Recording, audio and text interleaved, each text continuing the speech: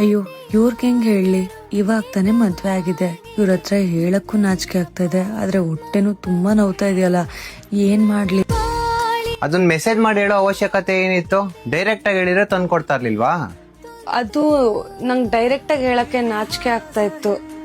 ಅಯ್ಯೋ ಹುಚ್ಚಿ, ಹೊಸ ಪ್ರೇಮ ಭಾಷ್ಯ ಬರೆವಾ, ಪ್ರತಿ ಪ್ರೇಮಿಗಳಿಗೂ ಗುರಿ ತೋರುವ ದಾರಿಲಿನ. ಅಡಿಗೆ ಮನೆಗೆ ಏನಕ್ಕೆ ಹೋಗ್ತಾ ಇದೆಯಾ ನೀನು? ಅದು ಅಡ್ಗೆ ಮನೇಲಿ ತುಂಬಾ ಕೆಲ್ಸ ಇದೆ. ಅಡ್ಗೆ ಮಾಡ್ಬೇಕು, ಪಾತ್ರೆ ತೊಳಿಬೇಕು. ಅದ್ರ ಅವಶ್ಯಕತೆ ಇಲ್ಲ, ನಾನ್ ನೋಡ್ಕೋತೀನಿ, ನೀನ್ ಹೋಗು. ಆದ್ರೆ ಏನು? ನಾನ್ ಹೇಳಿಲ್ವಾ ಒಂದ್ಸಲ?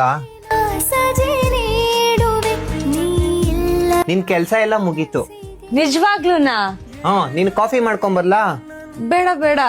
ನಿನಗ್ ಓಕೆ ಅಂದ್ರೆ ಎಲ್ಲಾದ್ರೂ ಆಚೋಕ್ ಸುತ್ತಾಡ್ಕೊಂಡ್ ಬರೋಣ. ಇಲ್ಲ ಬೇಡ. ಏನ್ ಗೊತ್ತಾ, ನಾ ನಿಮ್ನ ಫಸ್ಟ್ ಟೈಮ್ ನೋಡ್ದಾಗ ನೀವ್ ತುಂಬಾ ರೂಡ್ ಅಂತ ಅನ್ಕೊಂಡಿದ್ದೆ. ಹೌದು, ನಾನ್ ನೋಡಕ್ ಸ್ವಲ್ಪ ರೂಢಾಗಿ ಇರ್ಬೋದು, ಆದ್ರೆ ನಾನ್ ನಿಮ್ನ ತುಂಬಾ ಪ್ರೀತಿ ಮಾಡ್ತೀನಿ. ಜನ್ಮ ಕೂಡಿ ಬಾಳುವ ಜೋಡಿ ನಮ್ಮ